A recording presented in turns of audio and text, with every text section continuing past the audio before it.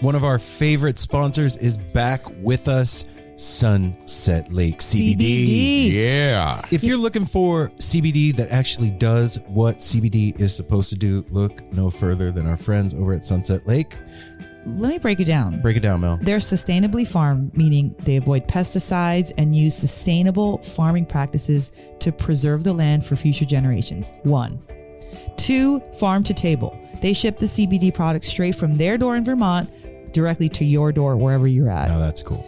And third party tested. They test everything with a third party to ensure quality, dosage, and safety. You got to go over and check out sunsetlakecbd.com. They have so many products. Break it down for them, Apple. Well, they've got some new stuff going on. Like they always had pre-rolls, but now they got really cool packaging for it. And you can get CBD pre-roll flights of all their flavors.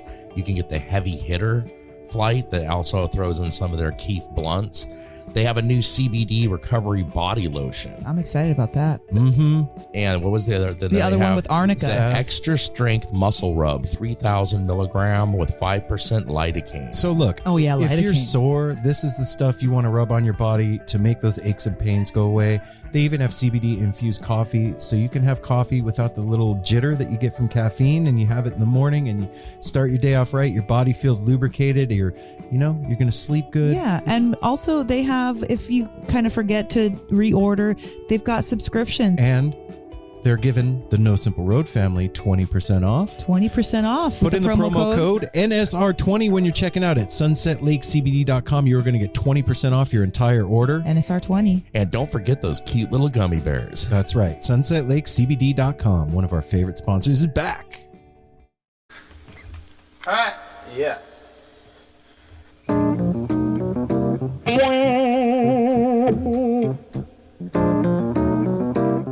One of our amazing sponsors is Shop Tour Bus. And you know what's Shop cool Tour Bus. about Shop Tour Bus is they want to make sure that you're not walking around naked. That's true. At least the top half. Yeah. They want to be sure that when you go outside, you have some type of clothing on your body. And why not, if you're going to put something on your body, why not have that something be something really amazing and cool and Grateful Dead inspired And totally comfortable. and nice and thin and cozy, comfy for the summertime and the spring and the winter and the fall and all that stuff. And with an amazing design on the front of it that is like nowhere else that you can find on the internet or the lot on the internet. I mean, Yes. if the t-shirts were a playlist, it would be a dope set. Fuck yeah, it would. Yeah. That's all I can And say. it comes to you in a really amazing all-over print box with a bunch of cool little extra funky, fun, weird, and different toys and whatnots, doodads and hoo-ha's on the Candies. inside. And some of you folks are going to get miracled by the family over at Shop Tour Bus. What do I mean by that? Well, I'm going to tell you right now. You're going to get a miracle bootleg. That's right, a cassette tape that's been traded through the Grateful Dead family forever and ever, and then it'll land in your hot little hands, and you'll be like, fuck, I don't have a tape player, and then you got to go over to the thrift store and get a tape player. It's a whole thing, but it's cool. And they're magical. That's right, Yeah. because it's Shop Tour Bus, and they're giving you free shipping. So when you're checking out at shoptourbus.com, put in the promo code No Simple Road, all one word. You're going to get free shipping. You might get miracled. You're going to not be naked, and you're going to be happy. Shoptourbus.com. Yeah, there's a lot of animal name companies out there. You got Survey Monkey and MailChimp and Firefox, Dogpile, Otterbox, Food Panda, and Snapfish. But none of those animals are as cool as our friends over at Venue Llama. You hear how my voice got all buttery when I said Venue Llama? And Lorenzo Lamas. No, With his Lorenzo gorgeous hair. Llama. Lorenzo Lama. And you're going, Aaron, what's Venue Llama?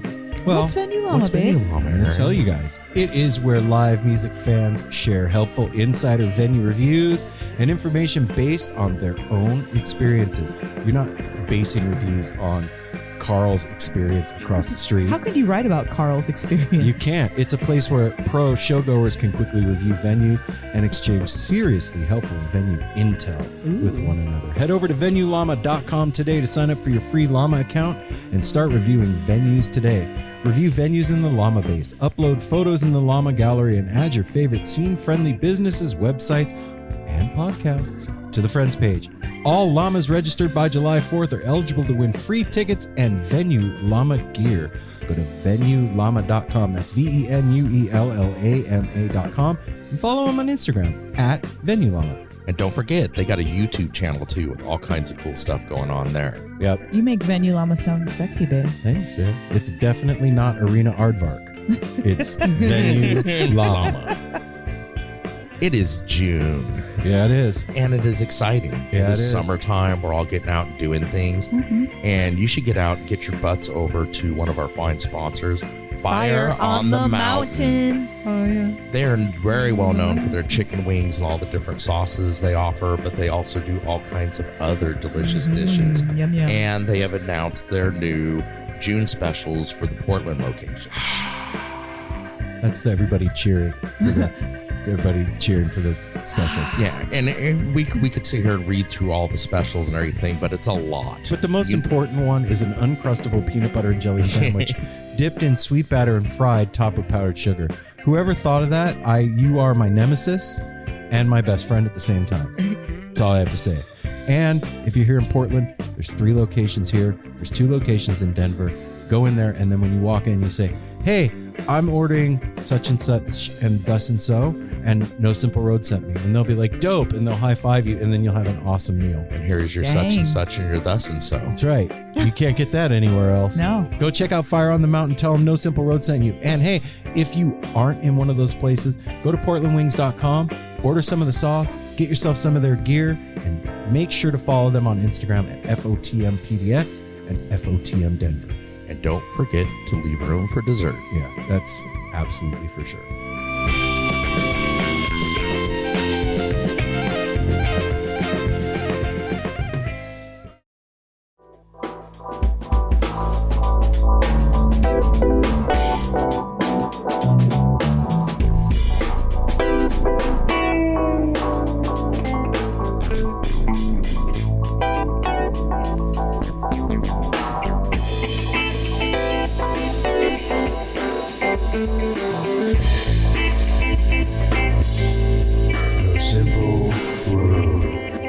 If it was Arena Aardvark, what would the mascot's name be? Andy. That was fast. Yeah. Andy Aardvark. She had that one ready to go. I like Lorenzo Llama better. I do. Hey now, No Simple Road family, we're back with another episode of No Simple Road. This is Apple. And Mel. And the conductor. This is Aaron. What's up, everybody? And Darwin. Hey. Darwin's here. He is. Welcome to your Friday So forecast. This is the forecast for today is Good. dope. It's going to be groovy. Wow. It's hot. Oh. It's going to be a continual groove, like ongoing. Would one say that it's going to be a perpetual groove? Maybe It could something be. like I think that. some would. Today, we have this is a 2-pronged guest. He is the keyboard player for Perpetual Groove and part of the No Simple Road family. What? Yeah. Woo! Holy smokes. That was a lot. I'm Because exhausted we love you, now. Matthew, and you know it. That's right. And if you don't know who Perpetual Groove is, you have been sleeping under a rock for the last 20 whatever Maybe they years. just don't feel like being grooved out. No, you do. But here's the thing. Perpetual Groove has been perpetually grooving for quite a while now.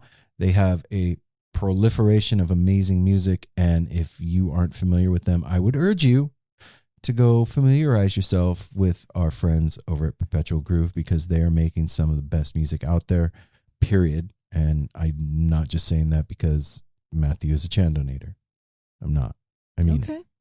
No, you're saying that because we love them. yeah. And we love Matthew. Well, there's really a lot of amazing things about him and okay, name 2. his personality and his smile That was easy. And his Cause- generosity. He sent us Yes. some of our favorite merch. and his supportive nature. Yeah. And his musicianship. See, he's a musician, and that was like the last of his talents that in our book. That's true. He's an amazing human being. He's a sweetie Petey. And he's a good son. That's Mel's job. You got me, man. Me and you can't drop the Sweetie Petey thing. That's Mel's thing. Hey, now, No Simple Road family, welcome to this week's episode of No Simple Road, where we have Sweetie Petey Matthew McDonald from Perpetual Groove on the show. He is a cutie patootie. And you will Now Betty has a spanky booty too. He probably does. Oh my gosh. Yeah. Well, I was just going to say, if you want to see what they're doing, if you go over to pgroove.net, you can find out what's going on with them. And they got a nice tour kicking off. And this is in August all the way through September. So you can pregame and get this set on your calendar. Also, we did this on April Fool's Day. Did we? Yes, we sure did. Wow. Oh, just kidding. This is not an episode. April Fool. Matthew's not April really here. Fool. We don't even know who he is. No, just kidding. You know what? I'm super stoked for everybody that does know who Perpetual Groove is to hear this conversation because, as you said so eloquently, Mel, Matthew is a Sweetie Petey. He is. And for all those people that don't know who they are, I am stoked for them to have we're a brand introducing new band. Yes. So, the VP of customer experience at my job is a friend of ours. Yes. And a PH friend of the family. And we saw her and her husband down in Mexico. And before we left, she was like, I forgot that you guys do that podcast. Do you have any bands that you could hit me up to for new music? I'm stuck in a rut.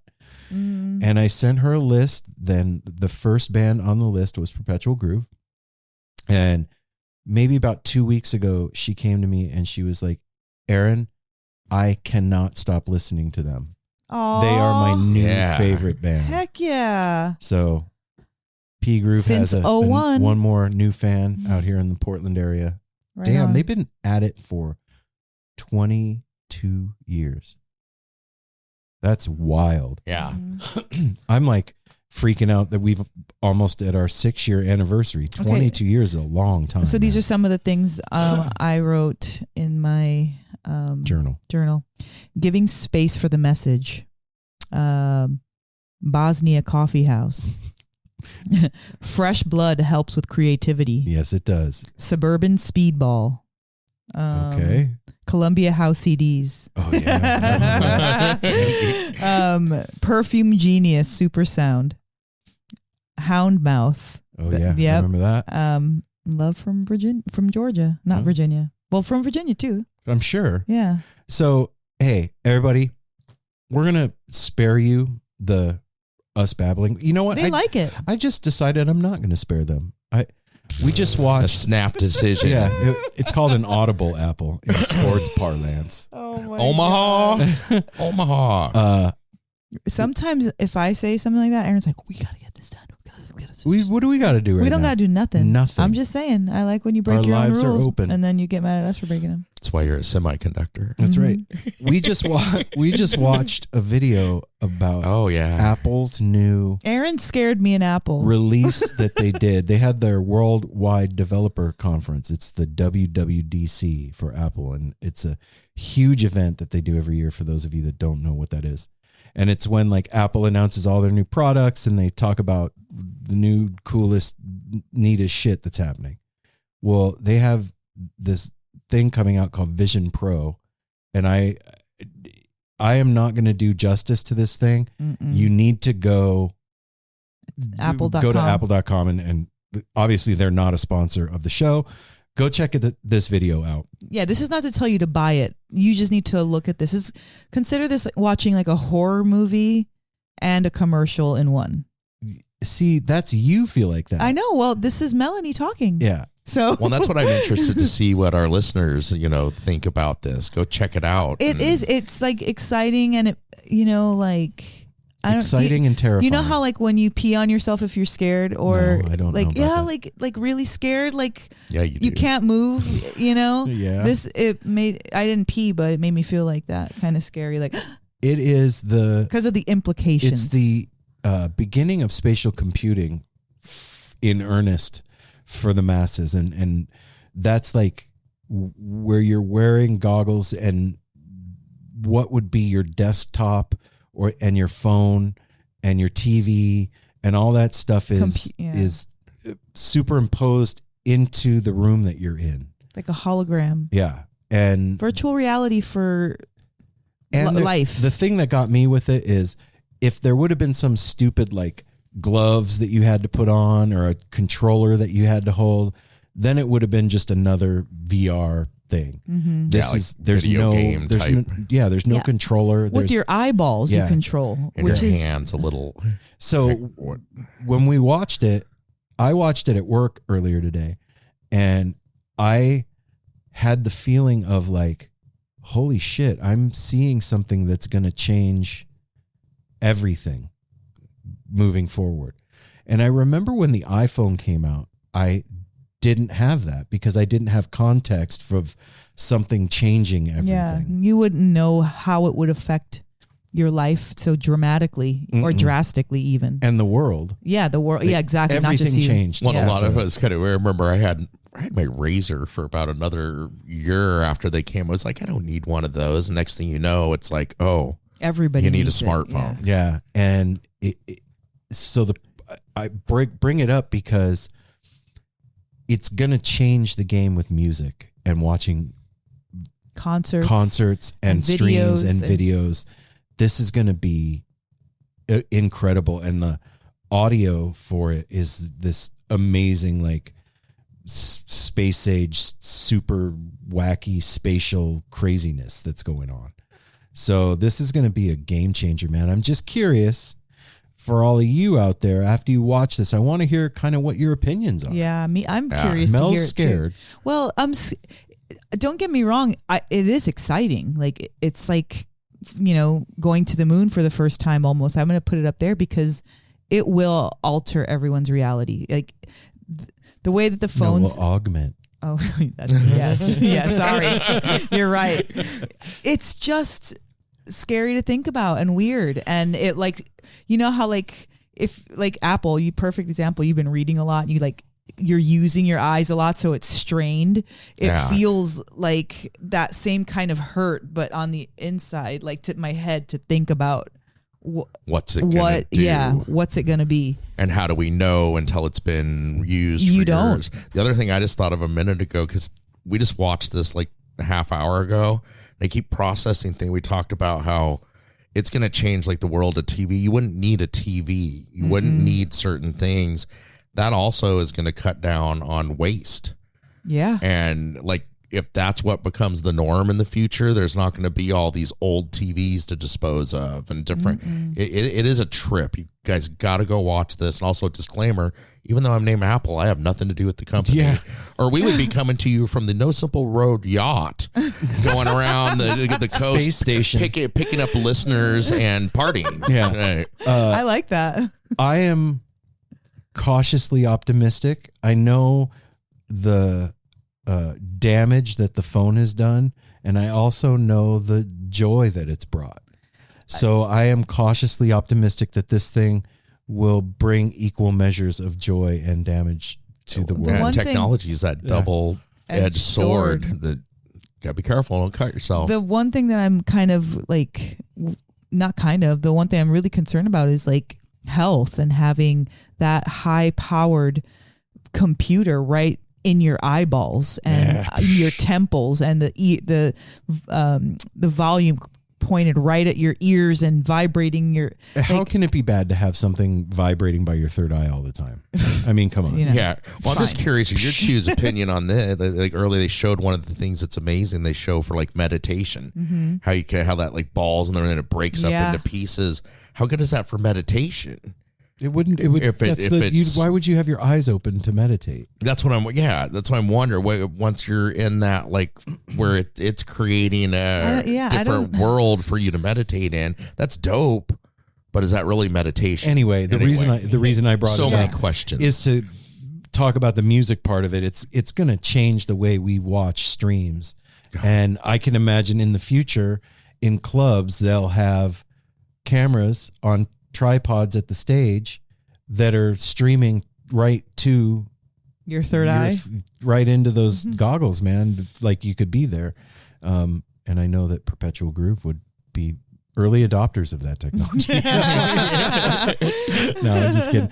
I would love to hear what everybody's opinion is out there. So why don't you do us a solid and call 971-808-1524. That is the No Simple Road tepid line. If you have an opinion on it, that'd be cool to hear. Yeah. I'm curious. Well, this is a new thing, so yeah. Yeah, and I feel like we are on the cusp of something new and exciting and dangerous and fun and weird. And I want to hear what you guys think. It's like when your 16-year-old gets their permit. Yep. So also, You're happy but worried. follow No Simple Road at No Simple Road on Facebook, Twitter, and Instagram. Go to www.nosimpleroad.com.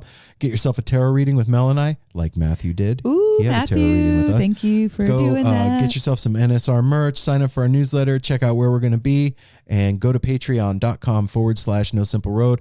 That is the financial wing of the No Simple Road mansion. And hey, here's the thing. It's not a mansion. And if you're not on Patreon, you're missing out on like 2/3 of the No Simple Road experience, because that is where all of our family hangs out and talks to each other and does polls and listens to bonus content and gets ad-free and early episodes and does all kinds of cool shit together. Mm-hmm. And if you're not there, then they're missing out. So you don't want them to miss out. So go to patreon.com/. Don't miss out. Wow, that was a lot. Also, leave us a review on Apple Podcasts and tell somebody you love about the show. Aw, that's the best thing to do. That's the business. We did it. Are you ready? That's truly giving. I'm ready to when hear you this. suggest us to somebody. That is true. That's like Christmas in July and it's June. So you could do Christmas in June and give somebody the gift of No Simple Road by just telling them about it. And if you listened to this episode and you know Matthew, let him know how you liked it. People like to know that. Yeah. Let them know that it touched your heart, or that it was funny, or that you, whatever, you got inspired. Listen Thought to he was a Auntie Mel. sweetie She knows what she's talking about. All right. You do what she I'm says. just trying to keep us in touch with our emotions, you know? Okay. Thank you, Mel. I appreciate that. I like when you keep us in touch with our emotions. But hey, check this out. Without further ado, the No Simple Road crew gives you Matthew McDonald from Perpetual Groove.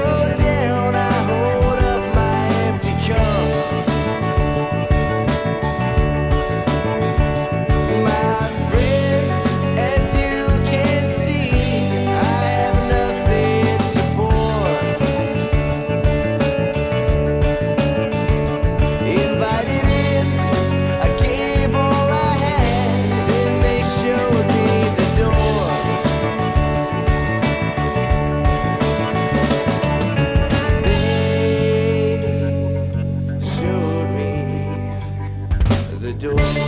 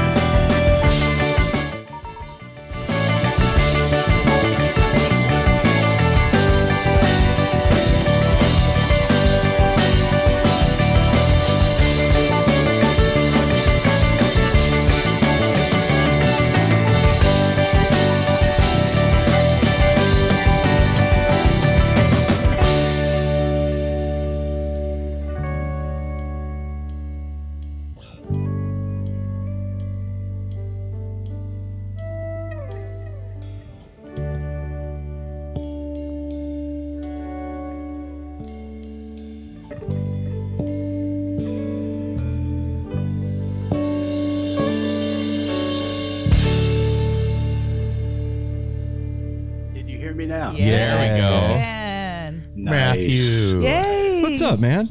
What's up? Let me take this in. This is great.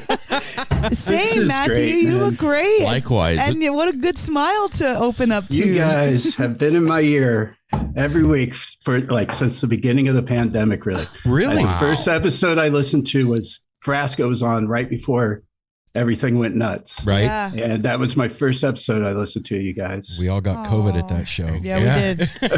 Oh, really? Yeah. Yeah. Oh, no. It's a little piece of No Simple Road history. Yeah, I man. did not know that. So, Shit but yeah, happens. ever since then, I got hooked on the whole thing. man. Matthew, So, what'd you think thank about you that guys. episode?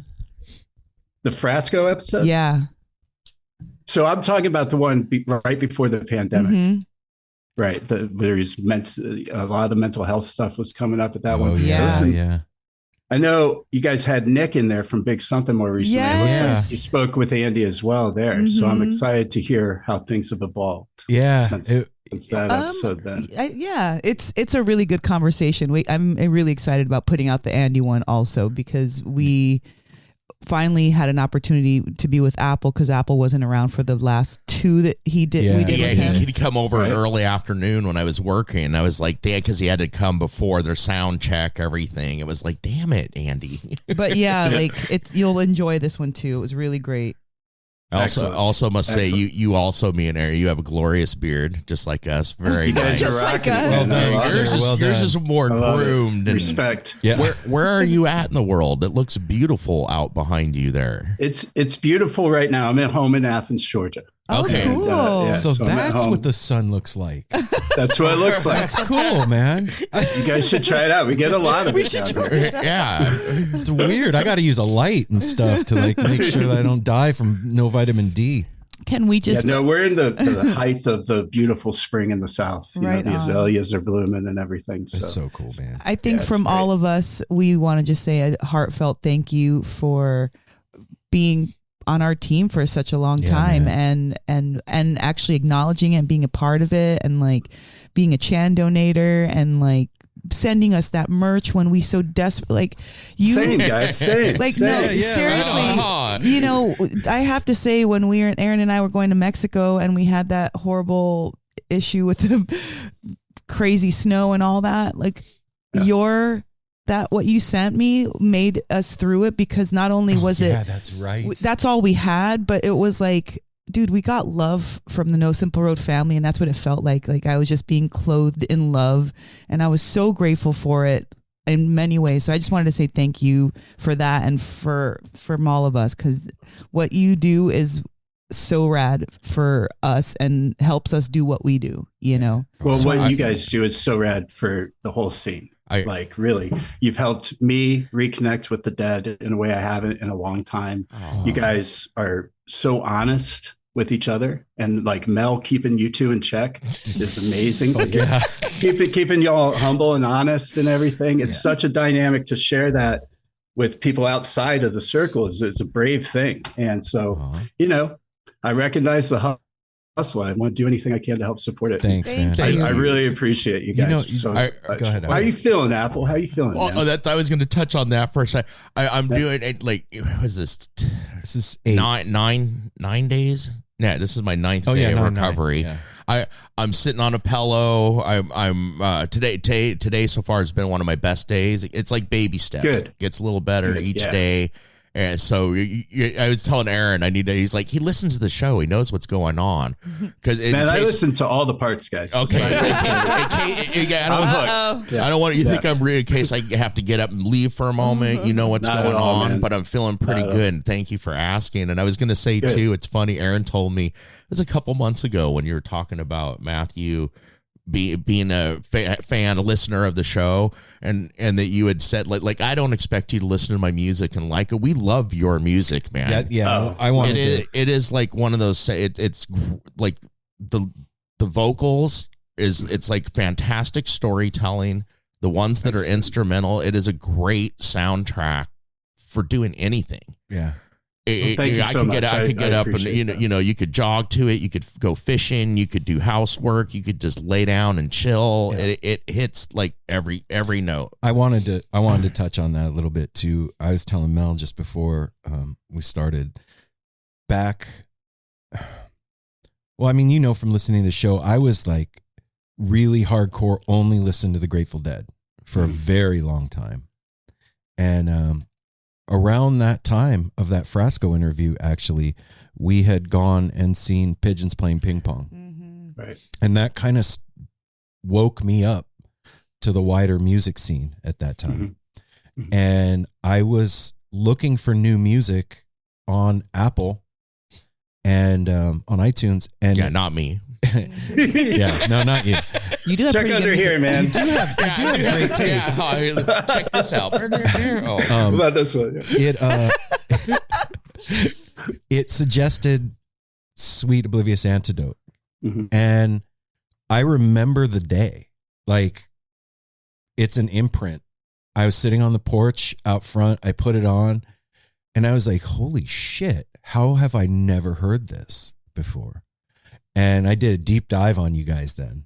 Like, Right on. this is years It's a ago. mixed bag. Yeah, this is like 2018. And there's so much history, man. Yeah. You guys Yeah, have we've been done doing it for so a minute. much. Yeah, Jesus you have. Christ. Yeah. Tell me a little bit about the band and like how you guys got started and stuff, man. So Brock and Adam were both students at the Savannah College of Art and Design down in Savannah, and they met in '97. So they started Perpetual Groove with a couple of their classmates, and it was very much a art college rock thing that they were doing. You know, they were playing shows pretty much just in Savannah. They played the first show that was out of Savannah was at the Charleston Poorhouse with Alex and everyone at that team over there. So they were, you know, we still go to the Poorhouse now. It's a different Poorhouse now. But, That's cool. in '98, I was in the Army from '98 to '02 as a musician. And that's where I met our previous drummer, Albert. He and I met there. I met Albert. I got back from Bosnia and Albert had arrived while I was deployed and he was the new drummer. Okay. And so we started going and playing open mic nights in Savannah. Little did we know that the hosts were Brock and Adam, who were doing Perpetual Groove. People finished college, people finished up military right around the same time. And yeah, that's pretty much it. Started an open mic night in Savannah. Okay. What? So much Wow. to ask about here. First off, the military and music. How does that go together? Like what does that Sometimes look like oil and water. Okay, but that's it what I actually thought.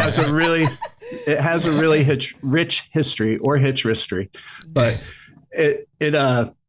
you know, all these ceremonial things, there's always music involved. Oh, okay. You know? And if you think about the public facing side of the military, a lot of the time there'll be a band there in some form, whether it's a marching band at a parade or like I would do these show band things that were a lot of recruitment type stuff. And most of it was just for the public, entertaining, nice forward facing Right. face for the military in the public, especially in these areas where these posts are at across South Georgia and stuff like that.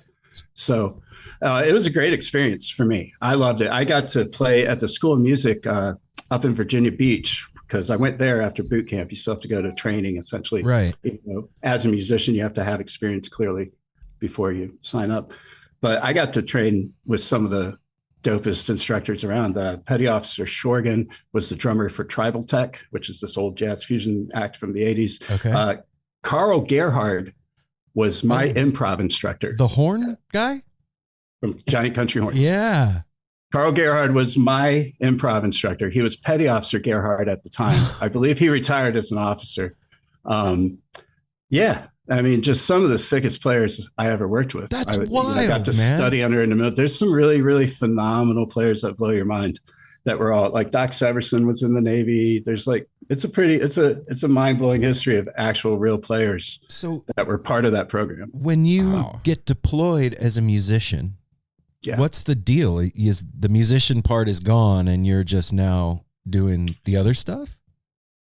It depends on the deployment. Okay. So for me, when I deployed to Bosnia, it was part of a NATO mission. Mm-hmm. So it was a musical mission as well. Now, granted, I had an M16 and it wasn't loaded, but we had, you know, a magazine in our right, you know, pocket and everything like that. But when I was over there, it was, once again, it ended up being this really humanitarian, beautiful thing that I wish people would see more of that we do. I was playing at abused women's shelters. We played at orphanages of kids, you know. What kind of music is that you're playing at those kinds of places? So the majority of what we did over there was like, you know, show band stuff. So like Vehicle, Livin' La Vida Loca, you know, these universal top 40 things, right? Heck yeah. But it was fun. Yeah. So we also did some jazz combo stuff for like dining halls and whatnot. You know, being a piano player, you were in every band that they have, every iteration. I was busy a lot. Right. But, you know, we'd also played for other NATO soldiers. So we played for Turkish troops. We played for Russians at one of their base one day. We did one that was like the Dutch and the British and a few people all together, the French. So, you know, we played all over Bosnia during the holidays. So wow. It was pretty neat. Okay. I was part of the David Letterman USO show, and it would have been 2000 because I was there from 2000 to 2001. So what a trip. When you think of being in the military, that is definitely not what I imagine. And that's a really unique way to do that whole thing, man. That's super cool. That's super cool. It was great, man. It was a good experience. I did 4 years. I didn't feel like staying. I got you. But yeah, it was great. That's where I met my wife. You know, it's a big part of everything. So this is going to be a weird question, but do you remember the food in Bosnia? You know, we had set up camp by that point. Okay. So we had bases all over, and we were staying at the big one, which was Eagle Base in Tuzla. Okay. So, you know, it was pretty much what you would get back at post. Oh, okay. They were just shipping it over. Right. Yeah. The coffee houses were great. Yeah. Dude, that coffee. It's like Turkish style coffee, right? That's exactly right. Yeah. Oh, it was good. Good stuff. Got hooked on language now, dude. So you come back from the military and you start playing with PG. What's the scene at that time was very unique. That's like around the time that Phish kind of took a break, right? And things kind of opened up. Right. Things did open up. It was a pretty exciting time for that, you know, the scene, I guess. Right. Because, you know, there was no clear top of the food chain of the jam band world, if you will. Right. That was universally accepted and appeals to everyone type thing. So I thought it was great. You know, there's a lot of bands that we were lucky to have a good push at that same time. And you know, you had Disco Biscuits and Umphreys and, you know, bands like Brothers Pass, which was Tom's old band. It was one of my favorite bands at the time. So good. They are so good. So good. Wow. So I thought it was really cool because people were breaking away from this is what a jam band is supposed to sound like.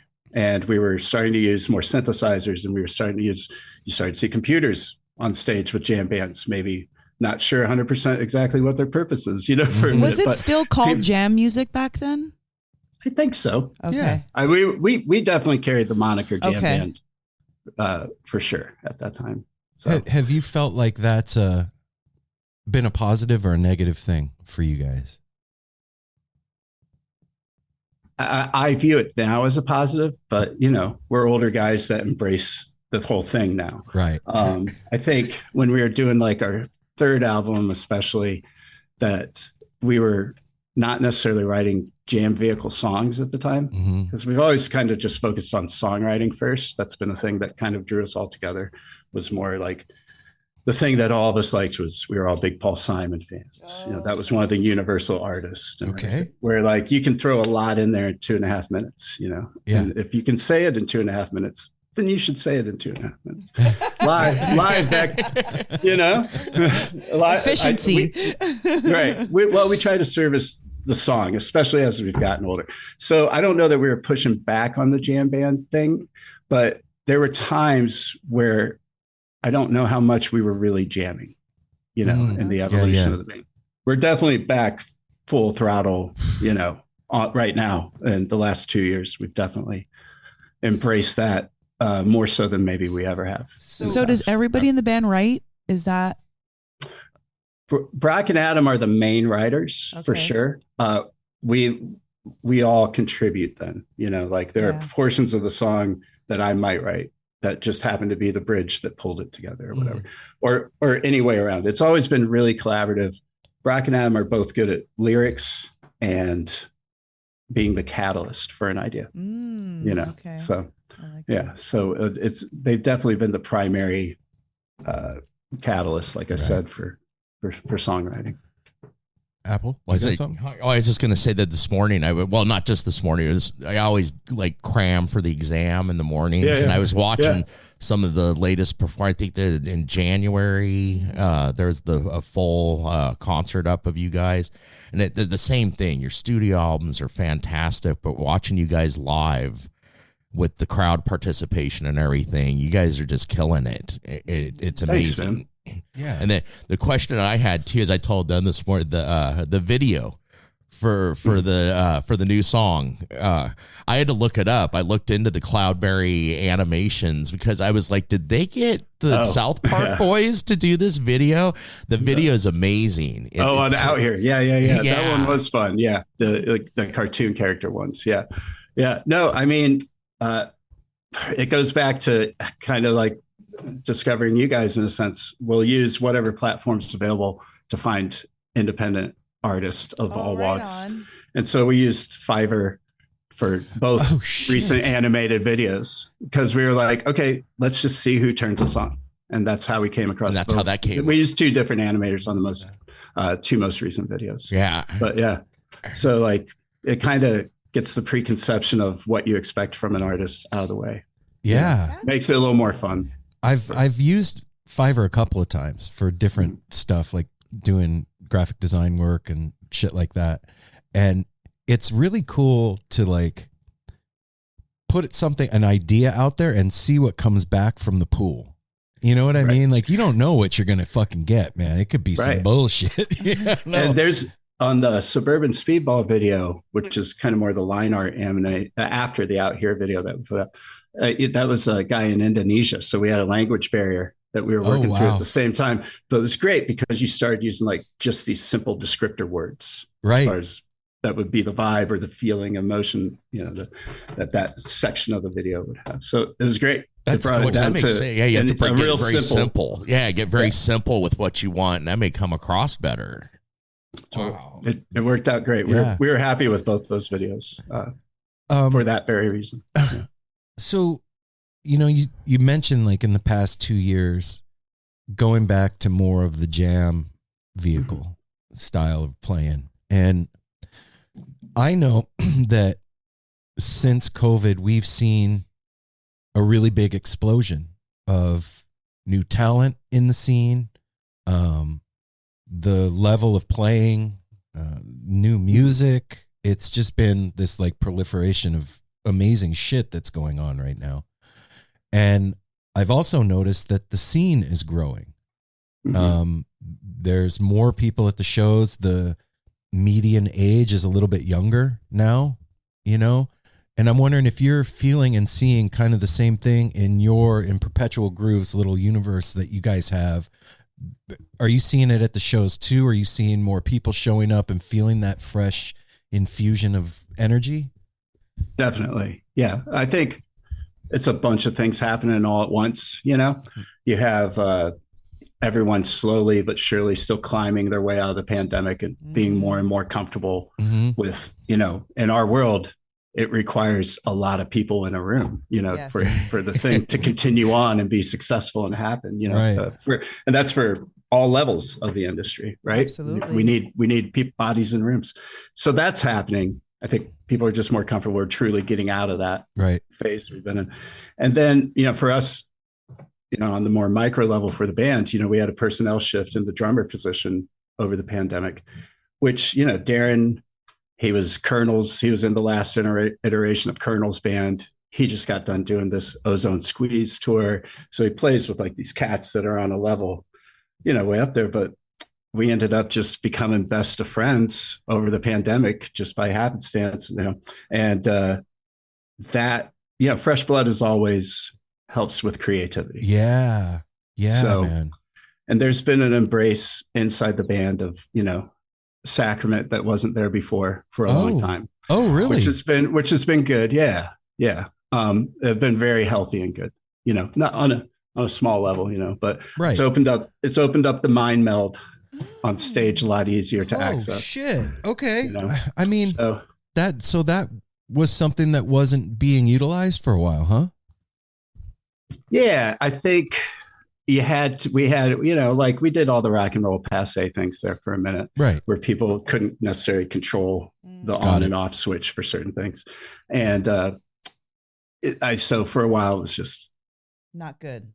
right. So let's just show up for each other, clear eyes, full hearts type thing, right? And we're still doing that, and I'd say our hearts are more pure and full than ever. So, Man, but it takes some time, Brother. Sometimes you got moderation's key to everything. You have to grow up. I think what happens is, well, you don't have to. well, if you want to keep moving forward and creating good shit and going Helps. further in your career and with There your it friends. is, Mel checking. She's right. Well, I don't got a lot to say, but when I'm going to say it, the thing is like, I think that we've all noticed that too. When we were first starting, we were going full bore all the time.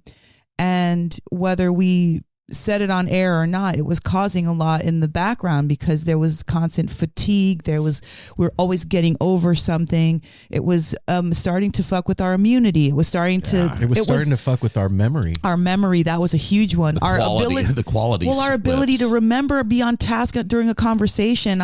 Starting some shit and then be like, oh wait, what was I saying? And it was happening behind the scenes also. And so that was something, because we were so talking about it all the time, that I felt like we either needed to stop bringing that out in the forthright and stop promoting it as much, or talk more responsibly about it. Because I know Apple and I were like, look, Aaron, you need to just kick back and just stop bringing it up as much, or when you do bring it up, with a little bit more respect. And that's how we started talking about it with the word sacrament. and just changing the dialect of it, because we were using it as fun, as party and having a good time. Sure. Yeah. But we couldn't deny what we were still getting great messages and great things from it, and things that we could bring out from our trip into the show and into our life. But we had to be honest as well about the other side of it. And we had to pull back. All of us had to pull back for our own reasons. And we haven't really talked about that too much. But again, I was just thinking about that while you were saying it. We have never discussed this outwardly. We haven't facing. talked about it, but I'm glad that you brought it up so much, Michael, or Matthew, sorry, because it's important to get out there, because this is a place where almost everybody's either know somebody that's on something, whether it's, alcohol, weed, whatever it is, or was on something, you know what I mean? Like there's always it's always involved in some aspect. So if we're not talking about it and being responsible about it, acting like it doesn't exist, and continuing these habits, then, and not caring to make them healthier, then we can get stuck in a really bad rut. We can get stuck in a really bad rut of doing stuff just because we've always done it, not because we necessarily want to do it anymore. And that's where I found. I feel like that's some of the last stuff you want to treat that way. If you're going to really tune in and listen to what needs to be said, that you're not going to find on your own, maybe, then you should respect that space. Absolutely. A lot of that comes with age too. Like you said, when I'm younger, I'm not going to sit here and say sorry for partying. No, I learned a lot from it. I don't think we exactly. should. Yeah. But at the same time, as you guys have shared, so openly in the past, it can go to some dark, dark places that'll ruin your life too. Absolutely. So, you learn a lot about yourself through these things, and very, very much giving space for the lesson afterwards, I think, is super important. Yeah, I was gonna say, forgive my awkwardness here, Matthew. I got to find comfortable positions. No, it's great. I appreciate you hanging in there. I love that tea anyway. Like the honesty and the open thing too. Like Aaron says, like you don't need to explain anything to Matthew. He listens to the show. It has been being able to be open and honest. Shit! Dang! I lurked the other night on the Patreon hang, but I was in the middle of watching a show with my kids, so I was like, I had you in the ear, you know, why Oh, the that's cell cool. phone was connected. Right But on. yeah, so I'm sorry, Apple. I didn't mean to. Oh no! I thought that's a great. No, I was just gonna say, like talking about the open and honesty thing. We had a tough time at first. All of us. Aaron at first, when he put out the first episode, was like, put it out with the one with just him, and was like mortified. He was at the grocery store, was like mortified. Like, what did I do? I've exposed myself, and now we come to this where I've been so open about what's going on with me. And you know, hemorrhoid issues and stuff, and I'm really nervous about it. But the feedback I've got, you know, listeners have come up to me at shows and stuff and thanked me because it helped them to not be embarrassed and to like deal with the issue, like putting it off. You know, especially dudes, we don't like to go to the doctor. It's like, I'm tough. You know what? It's not gonna get better. I'll just. It's not especially dudes, because women want to be perfect and they don't want to say That's what's true. going on And- with them.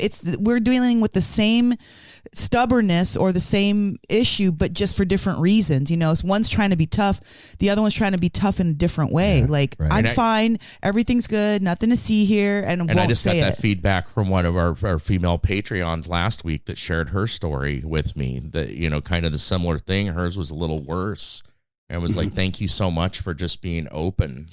There's not enough of that sometimes in this world nowadays.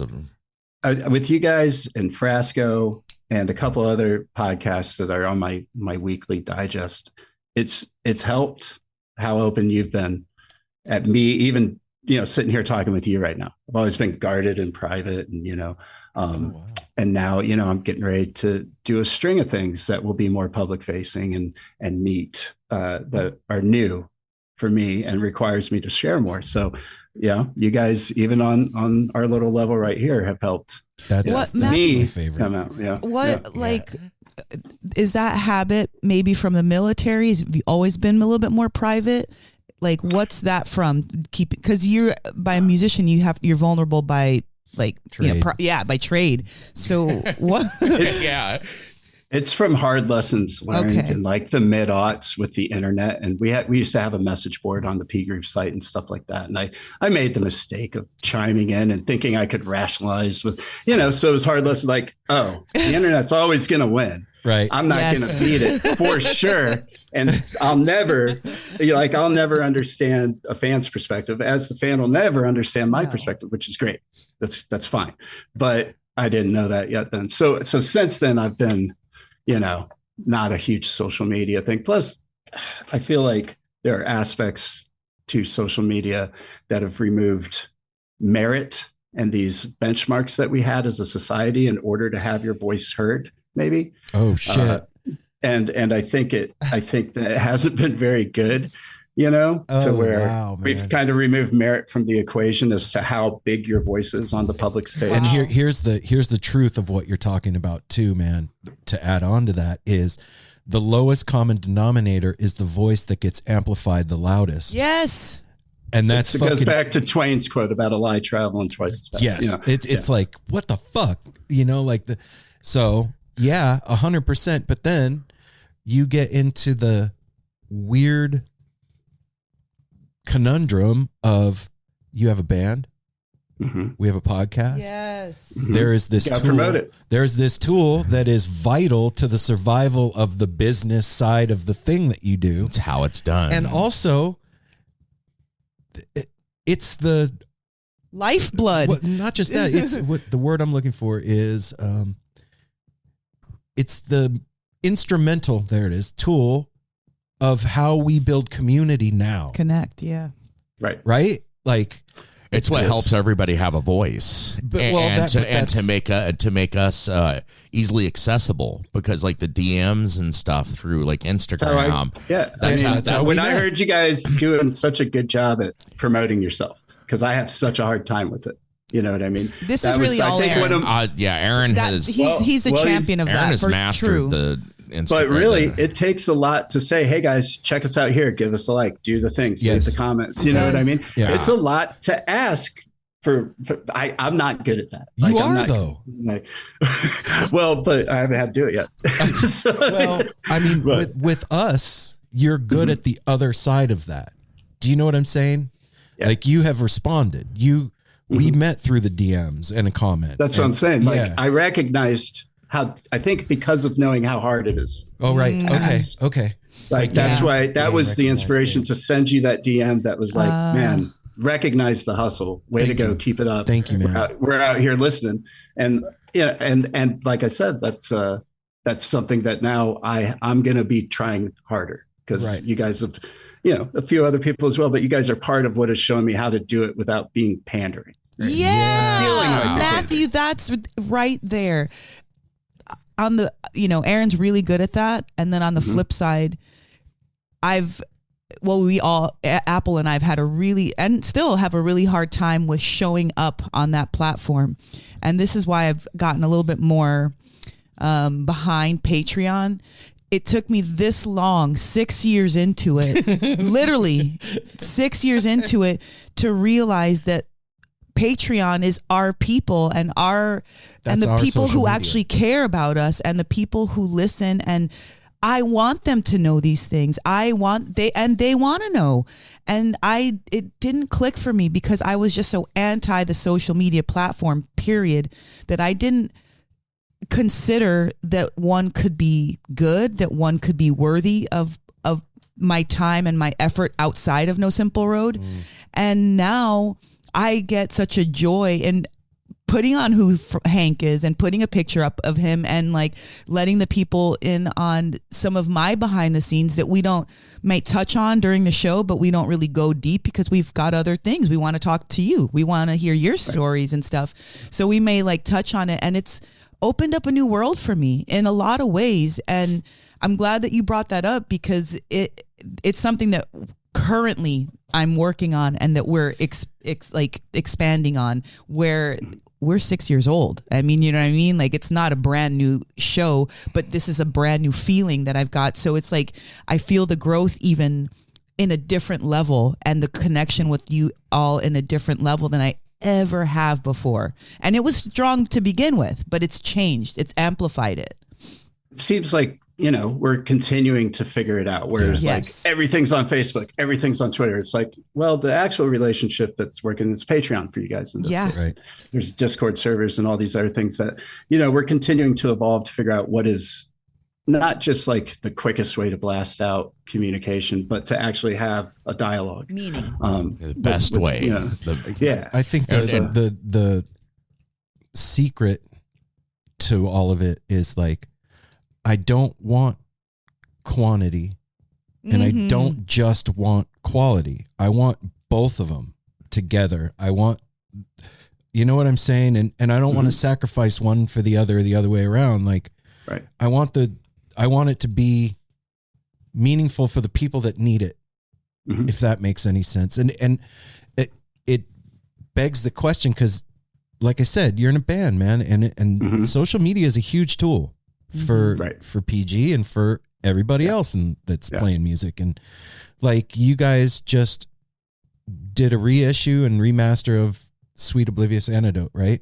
Right. And getting that out into the world, you have to, we want to know about it. Use social media. So like, how else are you going to do it? Right. So the question, I guess, is like, as I know where you're coming from with your view on it, but like, bringing your viewpoint to the guys in the band when you have a project like what you just did, what's the consensus there? What do you guys, how are you working it as a group?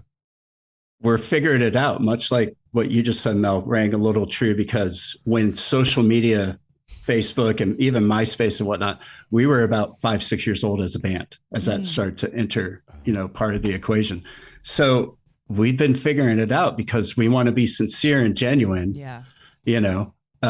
but we also, it goes back to that whole pandering thing. I never want to feel like I'm pandering to P Group fans ever, I want none of us, I'm not good at facing a screen without other people on it like we are right now and talking.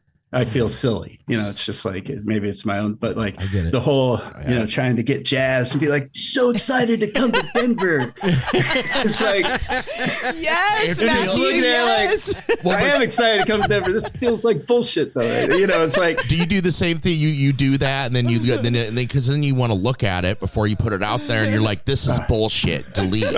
Nobody wants to see that. I look There's like always a like fool. a dozen of them too. Like 30 seconds of clips. Like fucking horrible. Hey everybody, like.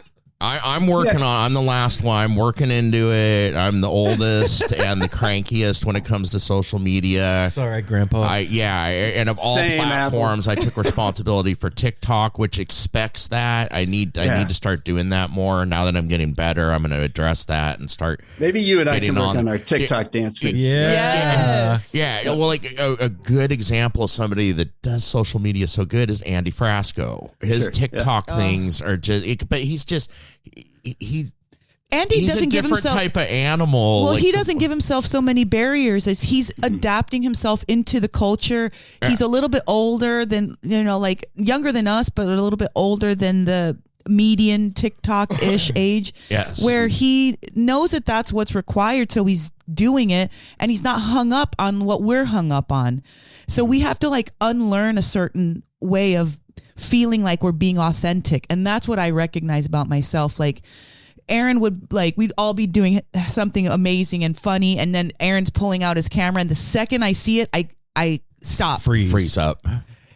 And For I'm years. like, yes, right. And I'm like, I can't like speak to this foreign thing. Now I lost my mojo, and it's not, I mean, it's not fair for anybody to miss out because I have to have this hang up. So I'm like trying to like work it out, but like we're our people that we want to listen to the show, that we want to listen to our music, they want that. They like it. They would think it's fucking rad, Matthew, if they saw you doing, hey, Denver, whoa. They would actually love that and think it's funny and rad and cool. Same thing. They would, if I stopped and been like, what are you doing? And then just got back into it, they would appreciate that. But we're the ones needing to get over it. They love seeing our mistakes and watching our growth as we are Absolutely. watching our, much like you guys do. You're watching your own growth as your audience is too. And it's terrifying and It's And I mean, exhilarating. I'm the same way. As soon as I know a camera is in my direction, it's just like shut up. See, What do you expect from me? There's concerts and live streams where you can see where I'm like with the guys, and then I see the cameraman. I'm like, oh man, it's just we learned last year.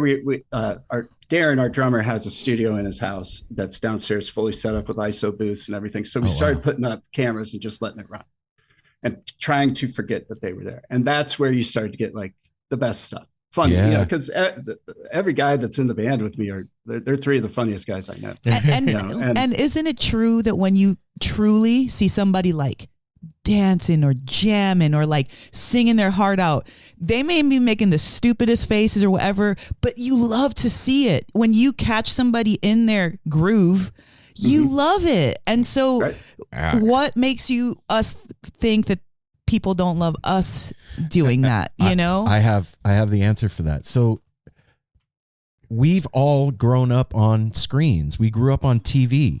And so you've seen people acting your whole life. Acting is not social media. It's two completely different things. So we're programmed to think when you see that it's fake. And so when you're asked to do that, it feels disingenuous. I think that's the word I'm looking for. Yeah. It feels weird. That's so exactly right, for me, That's true, babe. I never thought about it that way. I've us Gen Xers at the crossroads. dude, Yes. totally. Yeah. So Can I ask Matthew, how old are you? I'm 48. all right, so we're okay. So in we're the all within the We're all in the same. same groove. bracket. Yeah. Yeah. So for me, like, I grew up around show business and cameras and people doing that shit. And so it was less of a stretch for me to get in front of the camera than it was for these guys. But the way that I deal with it is like this. Like, let's take your Denver thing, for example. Sure. Yeah. You are excited to go to Denver. So excited. You're fucking Love it. stoked. I'm so stoked for every show, quite That frankly. right there. So who gives a shit? I'm excited. Here we go. Yeah. That's I'm what this fucking is. excited. See, Matthew, Here, this is Aaron. Like this is his pep talk he gives me too. I like it. Same I like shit. it. And I'm like, but babe, and whatever dumb excuse comes out after that. But that's it. That's how simple it is. And this is why Aaron is he's so awesome with any kind of showbiz or stuff like that, because he knocks it down to the lowest common denominator. They do like it. You're doing it fine. Go. Well, cut through all the other bullshit. Like your hang up. It's getting out of our own way of shit. It's like, I'm excited. People want to know about this. So I'm going to show them that I'm excited. So, and this is how I can do it so they could see it. Because I can't show everybody. I can't stand on my porch and scream. So here we go. We do better when, like, if we get the call from Daryl, who's our marketing guy, right? And Daryl's like, "Hey, we need videos for XYZ, all these different shows." If we're all at rehearsal or together, or even just a couple of us, we can do it, no problem. We could be funny and charming. It's the by yourself, right? That's just the really hardest. Put on a cowboy hat or a mustache or what Groucho Marx thing. And Adam has gotten really good at, because he's done like wigs and glasses, and he's lit up the room and done like a wizard thing where he'll narrate over and do the not moving his mouth thing for the narration. I find that funny that it's harder for us to do it by ourselves. Do you think about that? We're all by ourselves. No, but everybody that feedback loop that's up here. You don't have somebody else interjecting and helping out. Because I don't know if it's exactly the same thing, but knowing that I'm doing an interview episode with you guys, my favorite episodes are the three of you, which I think you've probably heard from a lot of the No Simple Road folks. But I think it goes back to that vulnerability that's a little more present in those episodes where it's just you guys, and there's also the comfort level. That's and that's also our therapy, and where we believe it or not, they've been married 25 years. Me and Aaron have been friends. Thank you. I'm glad Phish worked out. I wasn't stopping until we died. There you go. We constantly almost happened. It did almost happen. That drive. When we do those, we learn. We've known each other for a long time, and we learn stuff about ourselves and each other, especially like the Patreon stuff. Bless Corey's heart for stepping forward. Shout out to Corey and bringing us all more into Patreon and realizing how important it is. But like him doing the side road things with us, like delving into our childhood and stuff like that, it's bringing up stuff I haven't talked about or thought about in many years. What that brings up a good question. When you go back, you've been with the band since 2003, is that right? It was actually 01, but 03 is when we put out the first album. Yeah. So when you go back and you reissue an album like that, what does it do interpersonally for you guys in the band? Does it make you revisit a time, and was it weird or? It was super weird. It was quite a process anyway, which I won't bore you with the details of extracting the audio from the tape and everything, and basically starting from scratch, which was great. We wanted to do that. We didn't love the first version of it. Sonically, but the playing is 20 years old too.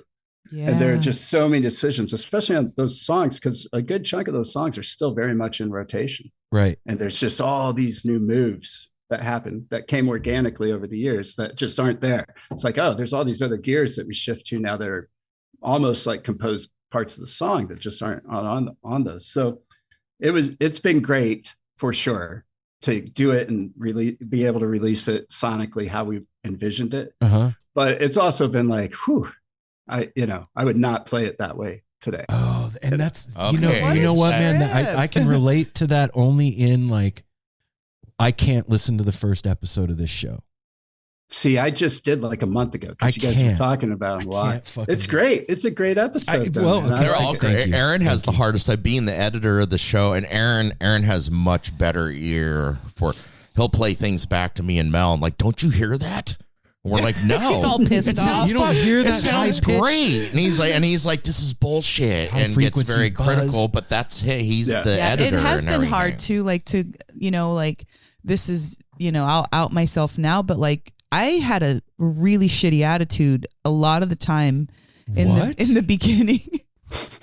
And to hear my own inflection in my voice and my attitude toward Aaron, or if I was having a bad day or didn't want to do it or whatever, and only I would know this, but it is so hard, and I'm embarrassed for myself. Why would you do that? Why would you act like that? This is out forever.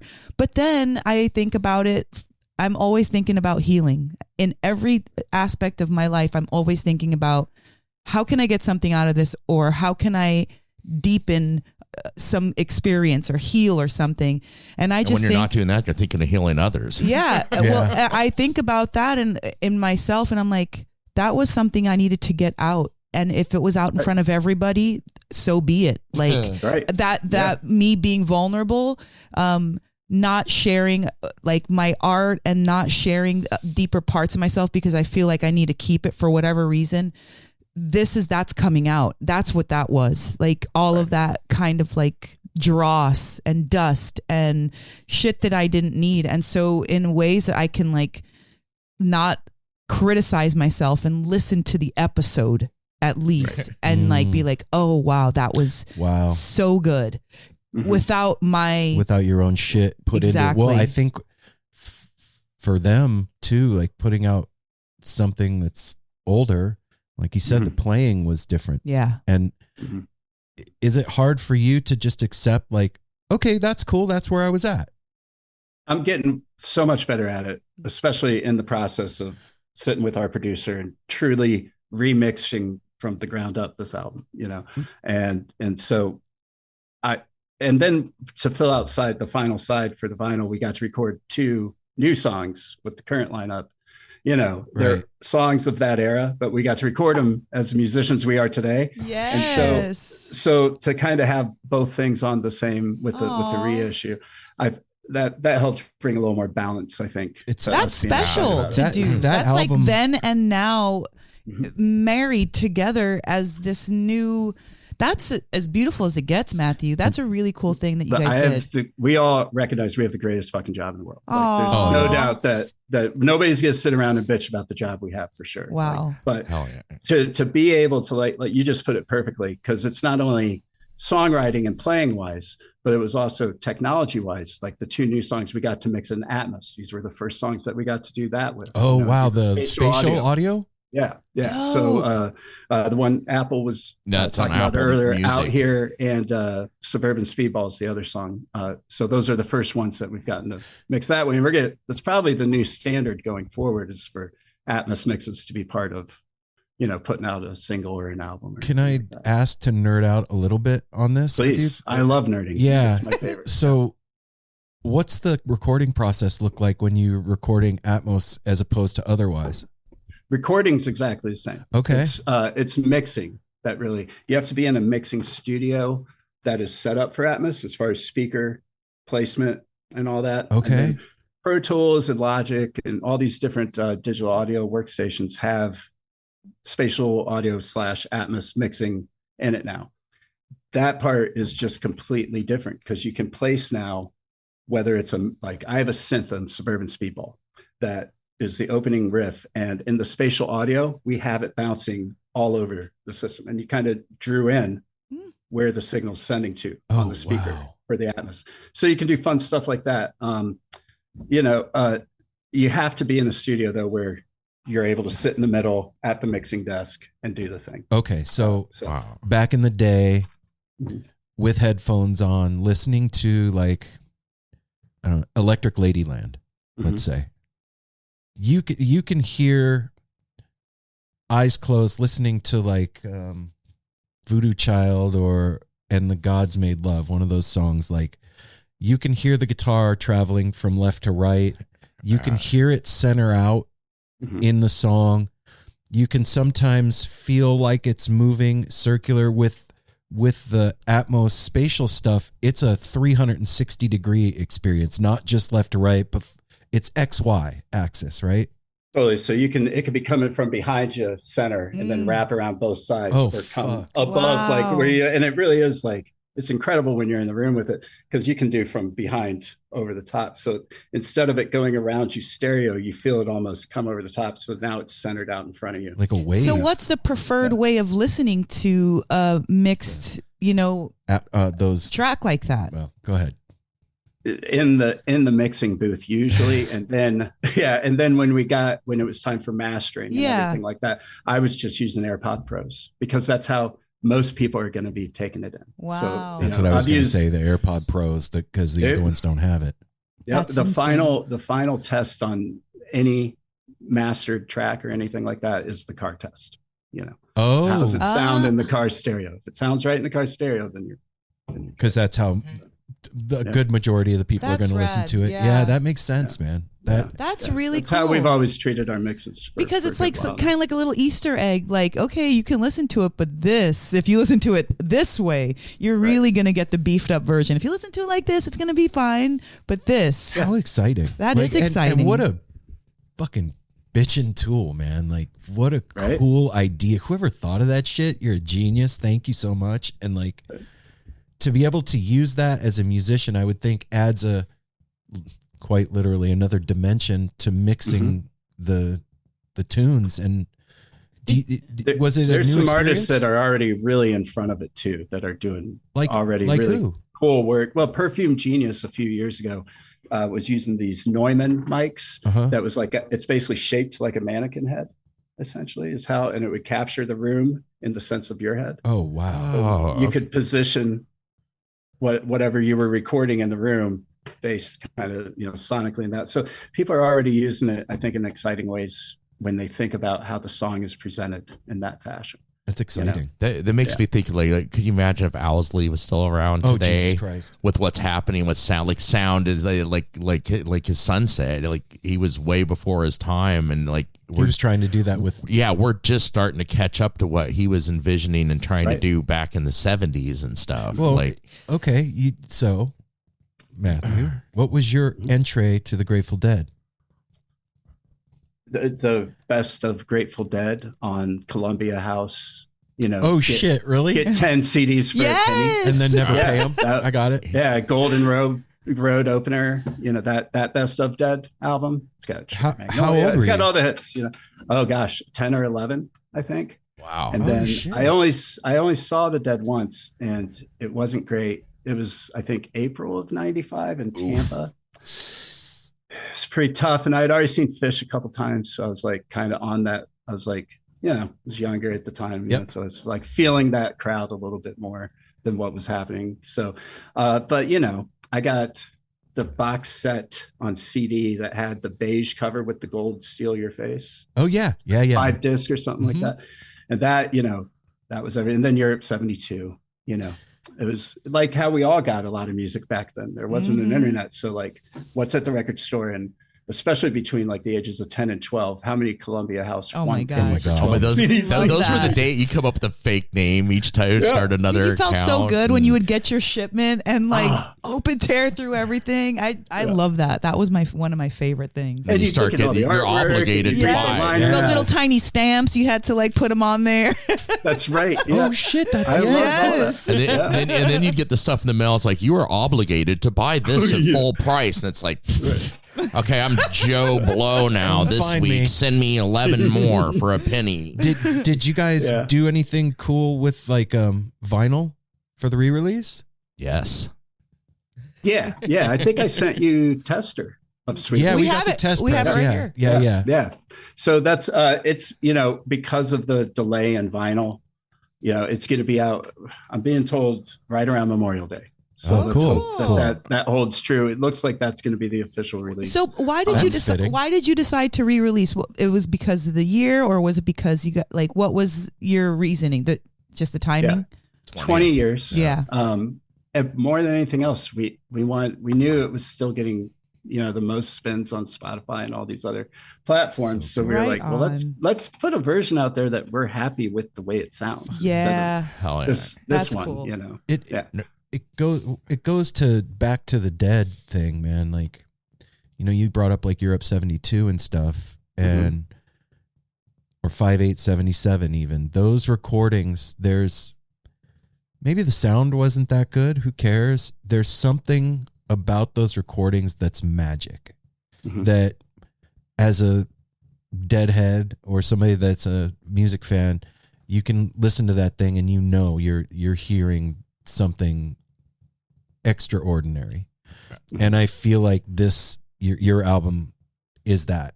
And I listened when the first time I listened to it, I was like, wow, this is not every day. This is something special. That's really kind of you. Yeah, man. And I'm really stoked that you guys decided to do what you're doing with it, because it gives us that love that a chance to hear it how you would play it now, like you said. And that's exciting. And yeah, man, I want to mention something that we spoke with Ari Joshua the other day. He's an incredible guitarist. He's out of Seattle, has a music school, and he mentioned this documentary that we should watch of David Geffen.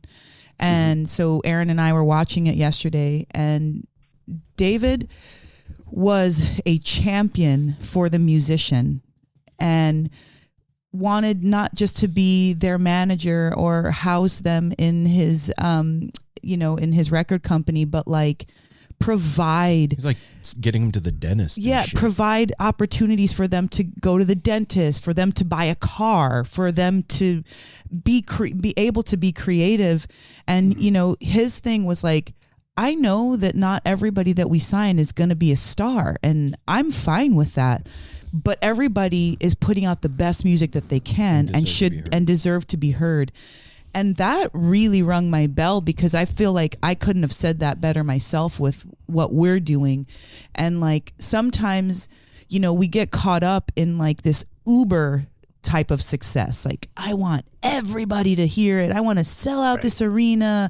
I want to make millions and billions of dollars. Cool. I want everybody to wear my merch. It would be cool. But there also is those like people that like to know about the underground stuff and like to, you have to. It's more exciting. It is exciting, right? But also, just because you don't have number one doesn't mean your music isn't incredible and should be listened to and should be, put on the ears of the people that need to hear it. And that's what I feel like we do in our scene. It's like, okay, maybe they're just beginning, but this is some incredible stuff that you need to hear about this beginning band. Or this. Sacred Hollow has been a band for me because of you guys bringing them. Yeah. I was thinking about the guys, Eggy, Sacred Hollow, these guys, right? Guys awesome. Dogs in a Pile, right? And a lot more others that are older and now in our catalog that are, coming up. And then people such as yourself that have been doing it this whole time, but having this re-emergence, like Aaron said, because there's more people want to go. There's fresh eyes. There's fresh eyes, exactly, and stuff has been buried, and we need to to excavate it. We need to dust it off for people and reintroduce it as maybe not necessarily new, but this is what's been going on for a while. And I love doing deep dives with artists like such as yourself and the new artists, one and the same, releasing them all at now, like it's all present right now, whether it's old or new, it's available and present right now. You know what a good question would be what are you listening to right now? I've been on a Joe Pug kick lately. I can't get enough of that guy. Okay. He's got this song, hymn number 101, that is just one of the greatest songs. How do you spell his last name? P-U-G. Pug, B-U-G. Joe Pug. Oh. And he's got another one called Bury Me Far From My Uniform.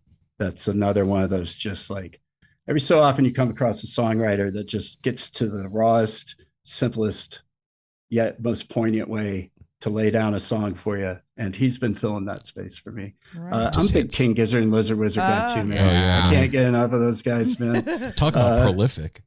Yeah, right? Goodness. They're always hitting record. Yeah. But it's great. What was it? They had like 4 records in last 1 year is like their record. Like, are you kidding me? Great. And like all quality. No shit, all good. But see, it's bands like that are inspiring to people, like we were talking about earlier. Just put your shit out. Put it out. Mm-hmm. Yeah, but like he said, it's all quality. It is all quality. Well, because they've come to a standard. I feel that way about Houndmouth too. Houndmouth is like not a bad song on any album. You are the second artist that has mentioned Houndmouth. It was Dean Del Rey. Dean Del Rey. Yeah. I listened to that interview and he was spot on about Houndmouth. I've been seeing Houndmouth for a few years. More than a few years, but since they would be coming to the Georgia Theater, now they sell it out when they roll into town. Wow. Oh shit. But they're a great, great band. Another thing where it's just like, here's a great song.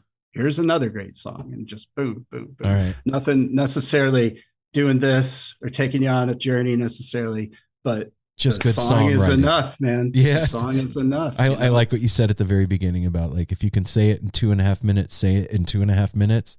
I think And for listen- us, the thing is if you can say it in 2.5 minutes, say it in 10. Yeah, yeah. Especially, where I like especially that with the too, man. podcast. Yeah. There's nothing wrong with the 30 minutes saying it too. Right. You know? Well, we had to get really, especially when we do like on the interview ones, when we have to do our sponsors. Right. There's sometimes we did like 6-minute commercials for one, and it's like, oh my gosh, Early on. we got we you just talk idiots. on forever about that, and it's like, oh, we need to get to the show. 25 minutes That's of okay, commercial. though. Yeah. That's okay. You're you learning, guys man. did. I think it was one of your first side roads was with my buddy Zach and Grateful Brothers. Oh, Oh, really? yeah. That was Apple. Yeah, Yeah. me and It was a great chat, man. I was glad to see a band like that getting attention. You know, that It was- especially all the way with you guys way over in Portland. You know, those guys are right here in our backyard. You know? Oh, that's cool. yeah, and then that's all Corey's That's all doing. Corey, Corey man. picked that out, and I had such a that was the first time doing that with Corey. I wasn't on my own.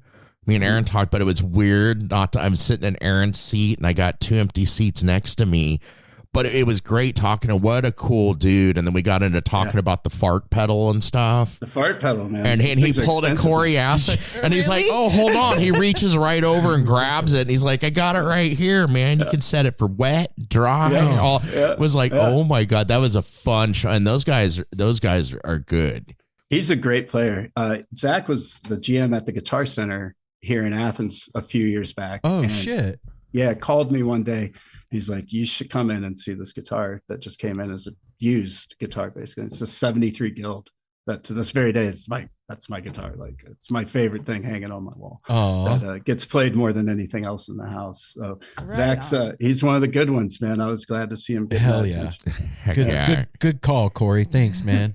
yeah, killing it, Corey. So I was go ahead, Apple. Well, I was just going to ask a question about you got you're on a tour right now. I saw what you got up next is playing Ophelia's oh, Soapbox. what? In 2 nights at Denver. Ophelia's next week. Oh my I'm so gosh. excited. Yeah, that you see, you've never played there before. This is your guys. We did it last year for the first time. Okay. That's why, How was that's it? why we said we wanted to go back. because we we're had going to such be a blast. doing something when we go for Fish Sticks. Nice. Labor Day That Labor weekend Day, there. I just wondering how it was.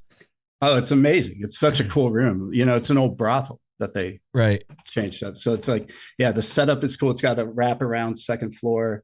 So on stage, I love rooms like that because, you know, you feel like the audience is all around you instead of like off to the distance. Type Yikes. things. Right You're on. like in the round, kind of like. Totally. Like it's, you know, it's not fully in the round, but they come up enough on the sides where your peripheral, you feel Oh wow. encompassed, you know? That's So going to be a it's great. trip.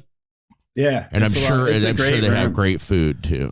Oh my God. So bad. That's probably half the reason we wanted to go back to the field. Yeah, dude. It's good, man. Getting You those that's guys. the chef you guys had on that was doing Yeah. like Yeah, co-op and stuff. Justin Yeah. Cucci. That's our like collaborator for the whole Monday thing, and that turned into a really awesome relationship with those people, man. Those are some. Nice. That's like when you talk about salt of the earth people. Mhm. That Mhm. them like Nice. 100%. And Well, Doing we it felt all that right. vibe last year for sure. Like I Really? said, you know, there's a ton of rooms that I love that we get to play.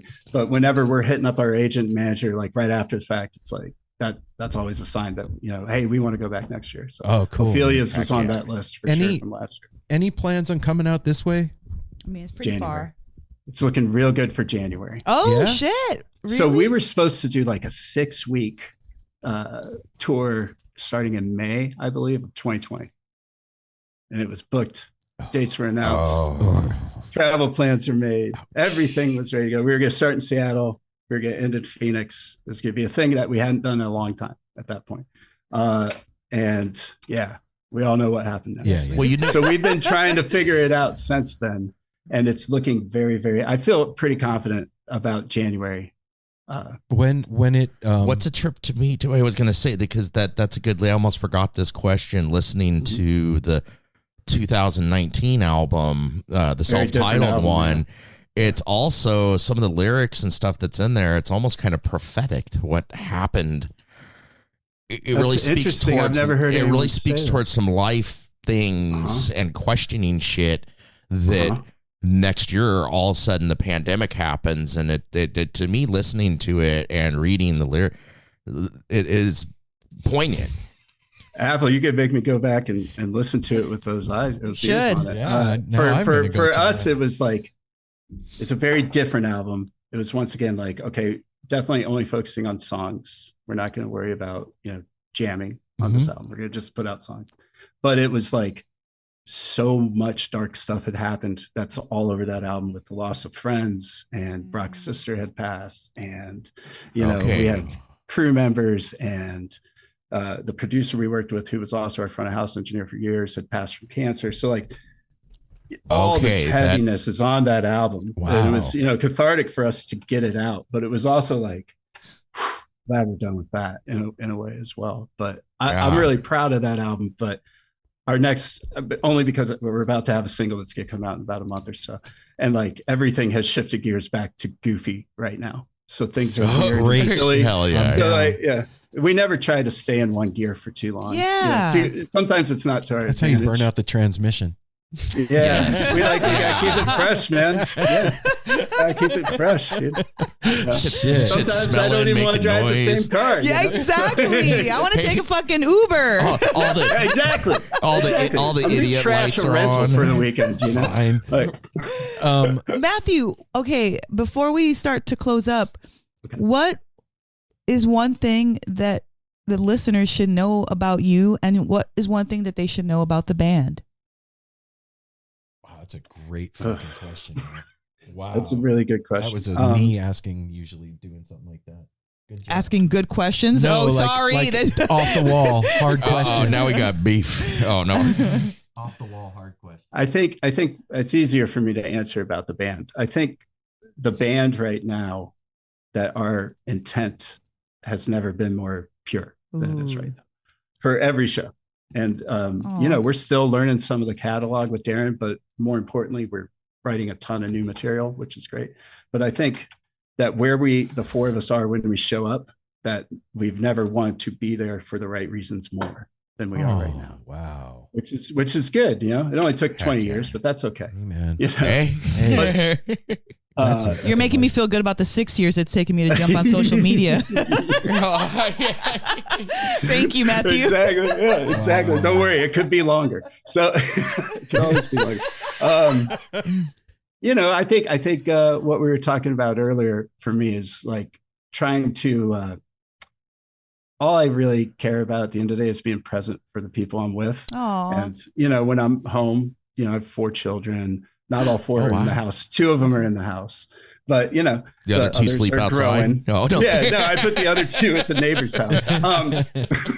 Too many kids. But I think when I'm with the band, I'm out there with the band doing the band thing.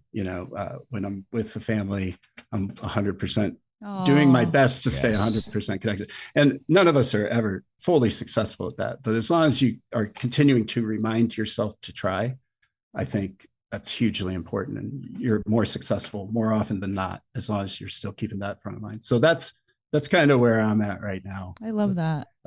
Solid question. Thank you for sharing that, because I like to get deep immediately. I even had I was out with a new friend last night, and at the end of the night, I had just turned and looked at her. I said, "Look, I'm sorry that I'm so intense, but this is me. This is how I am. I don't like superfluous bullshit conversation. If we're going to be with each other, we only have our moment right now. So let's cut through the bullshit and be friends as much as we can in this moment." And she was like, "It's not intense. I really appreciate it." But it can be. It can, and I recognize that, and I'm fine with that. But I've never found it to be intense in an uncomfortable way. Just intense and like, let's get to the root of this. Like honesty can be really intense. Yes, it is. Especially if you're maybe not there with yourself and you're navigating getting there with a friend. Yes. That's where I think it's most intense. That takes all the awkwardness, like the awkward silences and what are they thinking with like Mel, 99% of the time we know where we're at with her because she's vocal about it. And it doesn't even be vocal sometimes. Like, sure, like in a band, it can just be a look. you look over at your friend and they're looking at you and it's like, oh shit, I need to I need to come correct. It's always best to talk to us in a format like this one-on-one, because anytime that we're together, all it is one person waiting for the other one to say something stupid so you can immediately jump in. Yep. Yes. Like, that's how close we are. You know, it's great. I love that. What's this douchebag about to say? I can't wait. Then the inside jokes and all the things come into it and stuff. And then the awkward silence, you like start to, drag it out. I can sit in this for hours. Yeah. Yes. Okay. Two things. First of all, when the January tour and the dates do finally get firmed up, let me know. Yeah. And make sure you send me like any graphics or tour posters, whatever. Absolutely. So I can start promoting it here so that we can fill the room. Yeah. And then I appreciate it. Yeah, second, definitely will do that. Don't look for a place to stay here. You guys do not. Like, okay, you guys come stay with us. It's got a sweet setup. I can see what's shaking. It's this house looking like a vibey, comfy spot. It's super nice. comfy, man. It's nice. Yeah, man. You guys have a home here, and you don't have to worry about anything. So we'll take care of it. That means it really does mean so much to talk to you guys. Like the voices in my ears and see the voices talking back to me. So thank you so much for having me. Yeah, man. Absolutely, this man. was a pleasure. This is exciting. I'm glad I was able to sit through. Excuse my awkwardness, but I did not want to miss this. I was so excited about this today, Matthew. Thank you so much for being a listener. I love Turn it the other way. Nice. Yeah. That's awesome. Will I get to see this on the Patreon? Yeah. I think that's going to become a thing now because people are digging it. What we're talking about for those that can't see what's going on is Mel's journal that she now has decided she's going to draw a portrait of everybody. Well, I decided just today, I was like, you know what? I'm going to challenge myself and I'm just going to draw my little picture of everybody because it feels like just feels appropriate. That one's dope. It feels good. Larger than usual. You're larger than life, Matthew. I did it, man. Confidence. All right, made it. Hey, I just want to say seriously, brother, everything else aside, thanks for being on the train with us. Yeah. And thank you guys. We're in each other's lives now. Yeah, exactly. And thank you for the music, dude. The music is it's healing for me. So thank you, brother. Well, thank you so much. As I say, the soundtrack in my head that comes up that is that Randy knew. Thank you for being a friend. Travel the down Golden that road Girl. and back again. Yes. That's right. We'll talk to you soon, my friend. Again, man. We'll see you soon. All right, Matthew. Take care, man. Thank you. That is a good egg. Is that the salt of the earth that we just spoke with? That is the salt of the earth. Those eyes, man. Those eyes are full of light. Yeah, man. How you doing, Apple? You all right? Hi. I'm having spasms and different things going on, but that was worth it. You remind me of Darwin when he has like a string sticking out his butt and he's like doing the boot scoot. That's a fair analogy. No, I did not want to. You hung in there though. Yeah, you did. Yeah, and it feels good to do this, but I'm ready to go lay down for a little bit. Well, I'll just say I had been in the scene for a very long time and didn't know about PG until a few years ago. And they're a band that I go back to all the time. They're like on my rotation of music that I listen to often. Yeah. And so if you don't know who they are, go give them a listen. Start with Sweet Oblivious Antidote and then work your way forward from there. I really did mean what I said. That wasn't blowing smoke up Matthew's ass. That album, there's magic in that, and it's tangible, and you can hear it. And so, yeah, go give that a listen. And if they're coming to your town, check them out. This is like go groove. Some of the best jams, man. It's just all I could say.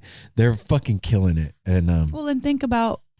They've been together since 2001 in, the different form. But when people are together for that long, to go be able to see them and see where they're at currently, it's a super treat to do that. It's something that you're catching history at its best.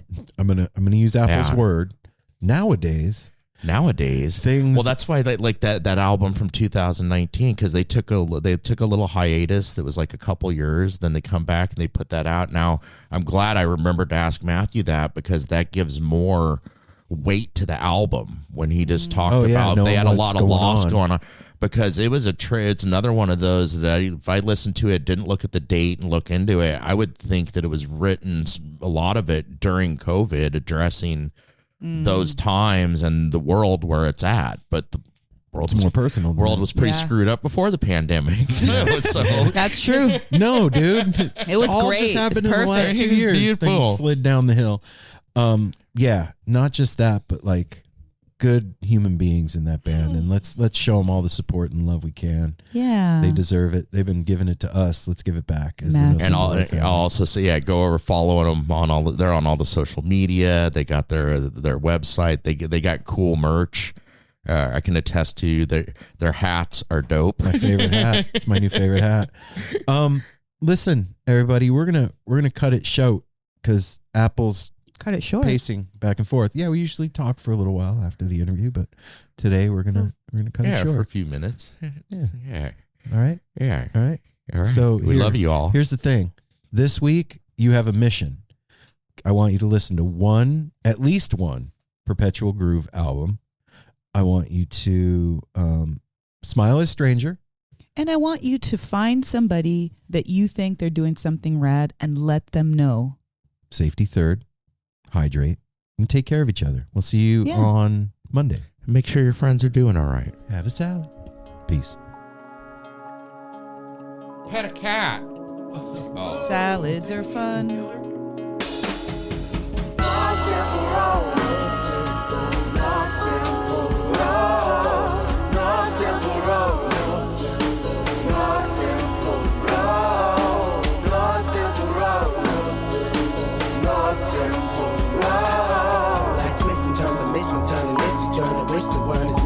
But it's a burden. Family needs has been deferred, and hella means been the earth, and alchemy can bring the birth, the melody of a newborn. So persistent, so resistant, so insistent, so commitment, so resilient, or haven't you learned it? One simple road.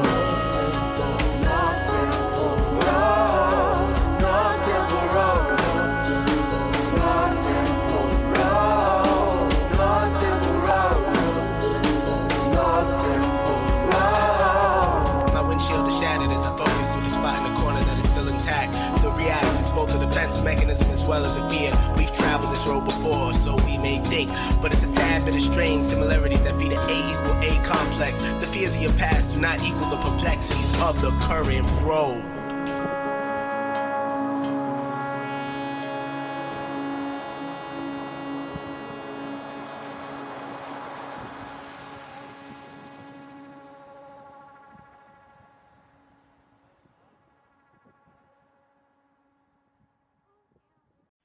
Hey, this is Steve Choi, host of the Musicians Guild podcast, part of the Sound Talent Media podcast network. Within the four walls of the Musicians Guild, we'll be discussing the habits, idiosyncrasies, experiences, and general psychology of my friends and peers, all involved with music in various capacities. Listen and subscribe at soundtalentmedia.com.